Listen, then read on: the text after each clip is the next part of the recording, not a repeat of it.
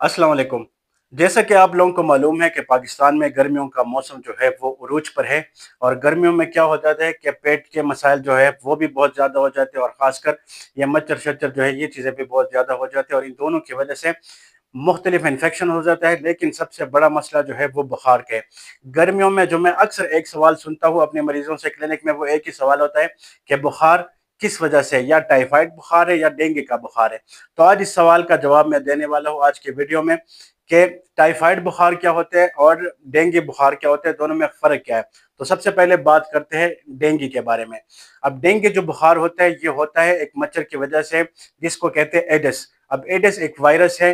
जब ये मच्छर इंसान को काट देता है तो ये वायरस जो है ये मुंतकिल हो जाता है इंसानी जिस्म में। अब उसके मुख्तलिफ अलामात है, लेकिन सबसे पहले बुखार, क्योंकि आज की वीडियो में हम बात करने वाले बुखार के बारे में।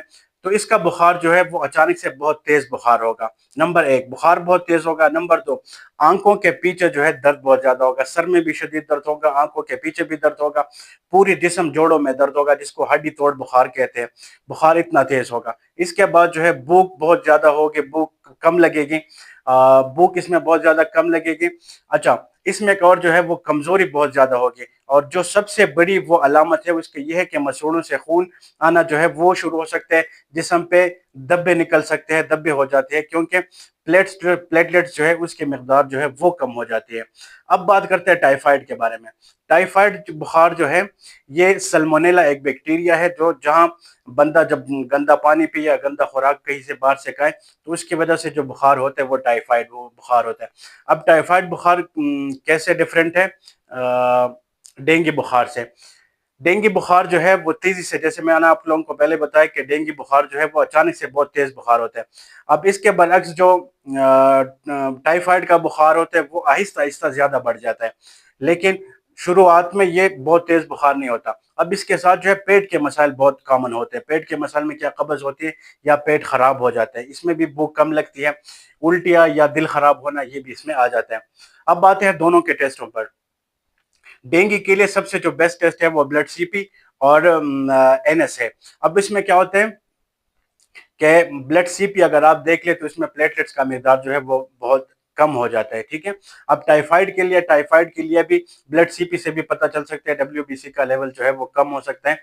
ऊपर से एक और विडाल टेस्ट है, या ब्लड कल्चर्स होते हैं, यूरिन कल्चर्स होते हैं, स्टूल कल्चर इसके लिए टेस्ट होते हैं, जिससे आपको कंफर्म हो जाता है कि टाइफाइड बुखार है कि नहीं। अब इलाज जो है, इलाज इसका दोनों का अलग है। डेंगू बुखार में अगर आप दर्द की गोलियां किसी और दवाइयां ले ले पेनाडोल के अलावा, तो वो क्या कर सकते हैं कि जिसम में आपके प्लेटलेट्स पहले से कम है, तो खून की जो है वो कम वो हो जाती है।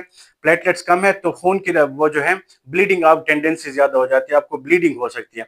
टाइफाइड में ऐसा नहीं है, टाइफाइड एंटीबायोटिक से ठीक हो सकता है। तो अपनी तरफ से खुद से कभी दवाई नहीं ले, फौरन अगर आपको ऐसे बुखार हो तो डॉक्टर के पास जाए, क्योंकि डॉक्टर कुछ टेस्ट करेगा, पता चलेगा कि आपको डेंगू बुखार है या टाइफाइड बुखार है, तो उसके मुताबिक वो दवा तजवीज़ करेगा। अब आते हैं आखिर में एहतियाती तदाबीर क्या हम यूज़ कर सकते हैं। जो डेंगू बुखार है, जैसे मैंने आप लोगों को पहले बताया कि वो मच्छर की वजह से होता है, तो एक जगह पे पानी खड़ा ना होने दे, क्योंकि जहाँ पे पानी खड़ा होता है ये मच्छर वहाँ ज्यादा हो जाते हैं, ठीक है। मच्छरदानियां इस्तेमाल करें, फुल आस्तीनों वाले कपड़े यूज करें, हाफ शर्ट हाफ स्लीव्स जो है वो यूज ना क्या करें।